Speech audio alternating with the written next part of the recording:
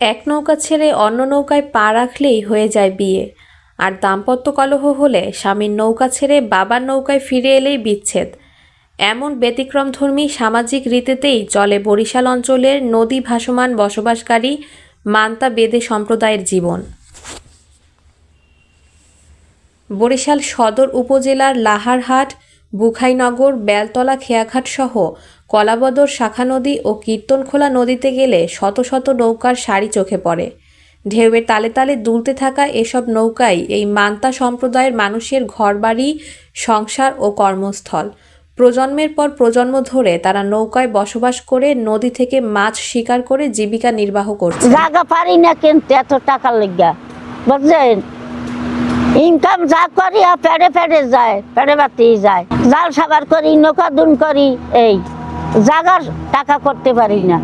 আমাকে একটু জায়গা দিলে মাইয়া পড়লা এগুলো আমরা এই জায়গায় রাখা বাড়ি দিলে বাড়ি বেজে আমরা পড়াইতে পারতাম, আমরা একটু শান্তি পাইতাম। মান্তা সম্প্রদায়ের মানুষের জীবন নদীর স্রোতের মতোই অনিশ্চিত। নৌকাতেই তাদের জন্ম, বেড়ে ওঠা, বিয়ে এবং অনেক ক্ষেত্রে মৃত্যুও ঘটে। নিজস্ব কোনো জমি না থাকায় দীর্ঘদিন ধরে মৃত্যুর পর তাদের লাশ নদীতে ভাসিয়ে দেওয়ার রেওয়াজ ছিল। বর্তমানে কিছু এলাকায় অন্যের জমিতে বা ভাড়া করা জায়গায় দাফন করা হলেও স্থায়ী সমাধানের অভাব রয়েছে। এই সম্প্রদায়ের একজন নারী নাসিমা জানান, নৌকাতেই তার জন্ম, ছোট বয়সে বিয়ে এবং নৌকাতেই সংসার শুরু। 3 সন্তানের জননী হলেও চিকিৎসার অভাবে 2 সন্তানকে অকালেই হারাতে হয়েছে। বর্তমানে 1 সন্তানকে নিয়ে নৌকাতেই তার জীবন সংগ্রাম চলছে। নাসিমা বলেন, নৌকায় জন্ম নেওয়া যেন তাদের ভাগ্যই নির্ধারণ করে দেয়। মান্তা সম্প্রদায়ের মানুষ নাগরিক সেবার বাইরে রয়ে গেছে বলে অভিযোগ রয়েছে। বিশুদ্ধ পানির ব্যবস্থা, স্যানিটেশন, শিক্ষা ও চিকিৎসা সেবার সুযোগ প্রায় নেই বললেই চলে। যদিও তাদের অনেকেই বিভিন্ন এলাকার ভোটার, তবুও রাষ্ট্রীয় সুযোগ সুবিধা তাদের জীবনে তেমনভাবে পৌঁছায় না। আমাদের এই জন্মস্থানে হইতে আমরা নৌকায় বসবাস করি। আমাদের বাড়ি নাই, ঘর নাই, জায়গা নাই, জমিন নাই, আমরা নৌকায় থাকি, নৌকায় খাই, নৌকায় আমাদের চলাফেরা। আমাকে এই এরমের ইঞ্জিনিয়ার মনে করেন ইঞ্জু বহুত আসে, আইসা আমাকে দিয়ে এরমের কথাবার্তা বহুত শোনে, কিন্তু আমাগরে কোনো জায়গায় ঘর বাড়ি জায়গা জমিন আমাগরে দেয় না।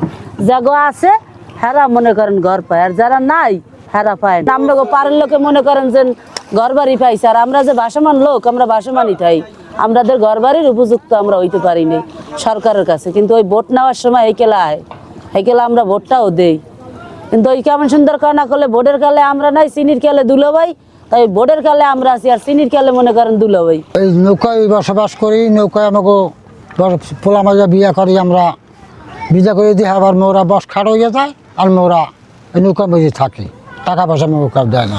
বরিশাল বিভাগে মান্তা সম্প্রদায়ের মানুষের সঠিক সংখ্যা সম্পর্কে প্রশাসনের কাছেও নির্ভুল কোনো তথ্য নেই, অথচ মাছ শিকারের মাধ্যমে তারা মানুষের আমিষের চাহিদা পূরণে ভূমিকা রাখছে এবং ক্ষুদ্র হলেও দেশের অর্থনীতিতে অবদান রাখছে। এই সম্প্রদায়ের মধ্যে বাল্যবিয়ে, বহুবিবাহ ও জন্ম নিয়ন্ত্রণ না করার প্রবণতা বেশি বলে জানা গেছে। বিয়ে হয়, পোলা পাইনি অনেক কষ্ট মিষ্ট করিয়া ফালিয়া বলে ডাঙ্গর করি, টাকা পাগর পাগর পোলা পাইন পারে স্কুল মার হইতো, পোলা পাইন পড়াইতে শিক্ষার্থীর লাগে একটু কিছু করতে পারতাম।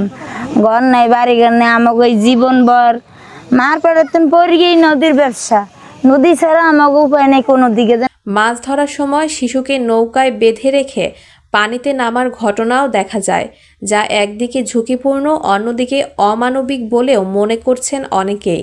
আমরা থাকি নদীতে, নদীতে জাল বাইতে গেলে মাছ আনাজ পাই না, স্কুলে পড়তে গেলে স্কুলে ওই মানুষে গালাগালি করে, আমাকে স্কুলে পড়তে দেয় না। আমরা নদীতে থাকি, আমাদের বাড়ি নাই, স্কুলে যাইলে গামুর পানির কয় আমাকে স্কুলে আওকা। নদীর বুকে ভাসমান এই জনগোষ্ঠীর জীবনমান উন্নয়নে শিক্ষা, চিকিৎসা, বাসস্থান ও সামাজিক নিরাপত্তা নিশ্চিত করার দাবি জানিয়েছেন সংশ্লিষ্টরা। Sadia Alam, desk report, Chandradwip news 24.com।